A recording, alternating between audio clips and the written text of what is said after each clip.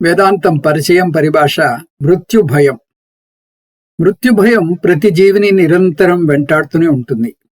జన్మ మృత్యు జరావ్యాధి దుఃఖ దోషానుదర్శనం. అందువలనే కృష్ణ పరమాత్మ ఈ భయం నుంచి బయటపడమంటున్నాడు. మృత్యు అనేది ఎప్పుడో చివర్లో హఠాత్తుగా వచ్చి కబళించదు. క్షణక్షణం కాలం తన పని తాను మన మీద నిశ్శబ్దంగా చేసుకుపోతూ ఉంటుంది. ఒక్కొక్క అంగాన్ని బలహీనపరుస్తూ వస్తుంది. క్షణక్షణం చస్తూ బతుకుతున్నాం. యమధర్మరాజు మనను వెంటాడుతూనే ఉన్నాడు, రహస్యంగా పొంచి ఉండి మరి. ఎప్పుడో ఎదుటికి వచ్చి తన పాశాన్ని విసురుతాడు.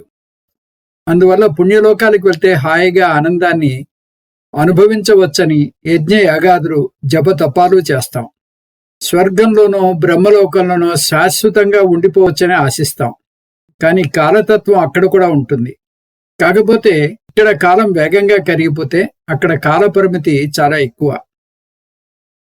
అయినా లాభం లేదంటుంది శాస్త్రం.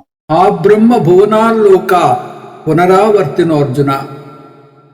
బ్రహ్మలోకానికి వెళ్ళినా సరే వెనక్కి తిరిగి రాక తప్పదని కృష్ణ పరమాత్మ హెచ్చరిస్తాడు. ఎక్కడికి వెళ్ళినా కాలం కోరల్లో చిక్కుకోక తప్పదు.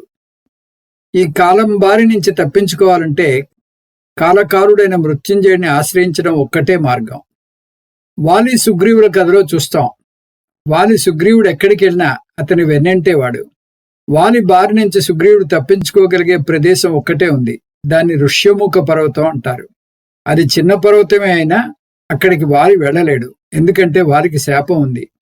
అతను ఆ పర్వతం మీద కాలు పెడితే అతని తల 1000 చెక్కలవుతుంది.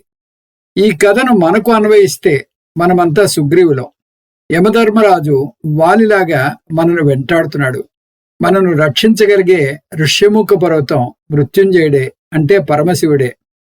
పరమశివుణ్ణి శరణ వేడితే ఆయన ఏం చేస్తాడు? గురువుని ప్రసాదించి ఆత్మవిద్య అందేలా చేస్తాడు.